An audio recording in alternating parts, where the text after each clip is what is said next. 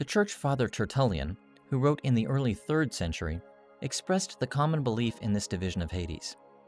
Listen to what he wrote in chapter 17 of his work on the resurrection of the flesh. That souls are even now susceptible of torment and of blessing in Hades is proved by the case of Lazarus. And the church father Ignatius, writing in AD 107, had this to say in his epistle to the Trallians: "By those under the earth, I mean the multitude that arose along with the Lord. For says the Scripture, many bodies of the saints that slept arose, their graves being opened. He descended indeed into Hades alone, but he arose accompanied by a multitude, and rent asunder that means of separation which had existed from the beginning of the world."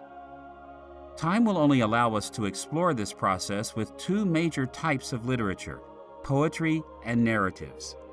But what we learn about these genres will alert us to the kinds of concerns that apply to other genres as well.